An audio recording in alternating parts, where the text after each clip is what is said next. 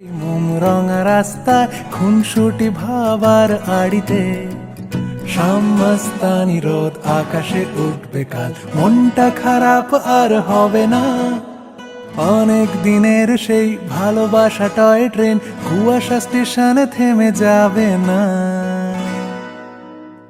ছুটিতে যায়, ছুটিতে যায়। সবাইকে শুভেচ্ছা ও ভালোবাসা জানিয়ে আমি আফতাব হালদার। আজ আপনাদের নিয়ে যাচ্ছি কনক দুর্গে ঝাঁকি দর্শনের তৃতীয় পর্বে।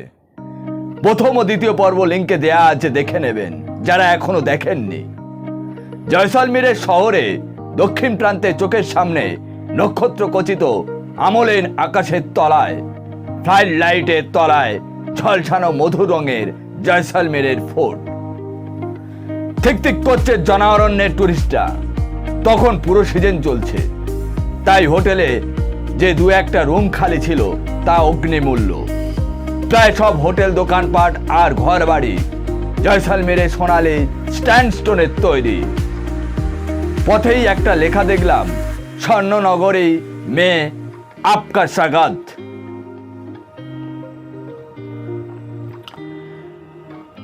এই সোনালী শহরে শ্রী সত্যজিৎ রায় যে একটা সোনার চাবি ছুঁয়েছেন সেটা স্পষ্ট।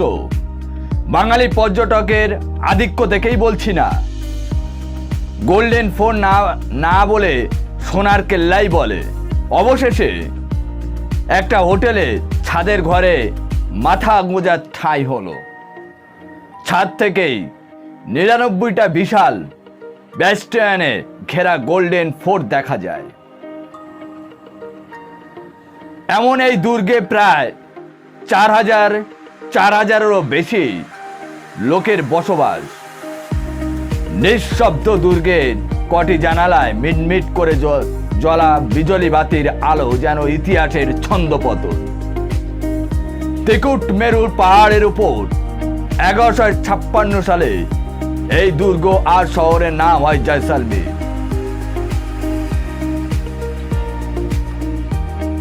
শহরে কিছুক্ষণ আনাচে কানাচে ঘুরে এক রেস্তোরাঁতে ডিনার সেরে এসে শুয়ে পড়েছি। আমার খাটের পাশেই কাঁচের জানলা দিয়ে শুয়ে শুয়ে দুর্গ দেখছি। ত্রিকুট পাহাড়ের তলাটা 15 থেকে 20 ফুট উঁচু পাথরের দেয়াল দিয়ে ঘেরা। দেয়ালের ওপর থেকে প্রায় 60 ডিগ্রি গ্যাভিয়ান্টের শিখতমায় স্লোপ 200 ফুট উঠে দুর্গে পাদদেশে শেষ হয়েছে।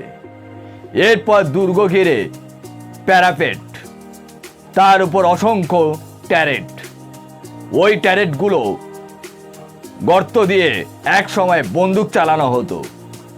শুনেছি ভীমাকৃতি কিছু পাথর আজও নিদর্শন হিসাবে রাখা আছে, যেগুলো দুর্গের ওপর থেকে প্যারাপেট টপকে শত্রু সৈন্যর উপর আক্রমণ করা হতো।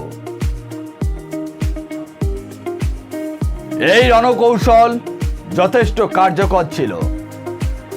দুর্গ অবরোধের সময় খিলজির সেনাপতি কামালউদ্দিন এই পাথর বর্ষণে নাস্তানাবুদ হয়ে যুদ্ধে ক্রান্তি দিয়ে এক সময় পাত্তাড়ি গুটিয়ে সসৈন্য দিল্লি ফিরে যাবার পরিকল্পনা করেছিলেন। সকাল 8টায় বানোয়ার সিং এর গাড়িতে কেল্লার পাশে এসে নেমেছি। পার্কিং স্পেস পাওয়া যায়নি বলে গাড়িটাকে হোটেলে ফেরত পাঠাতে হলো। কেল্লার দেয়ালের উপর ধার ঘেঁষে সারি সারি গাড়ি, রং বেরঙের টুরিস্টদের ভিড়, চারপাশে অসংখ্য দোকান আর রেস্তোরাঁ। রাজস্থানী পোশাক আর অলংকারে ভরে আছে চারিদিক। উটের চামড়ার টুপি, তার ব্যাগের বেসতি, প্রায় সবই রেডিমেড রাজস্থানী পাগড়ি কিনছেন। সেলফি তোলা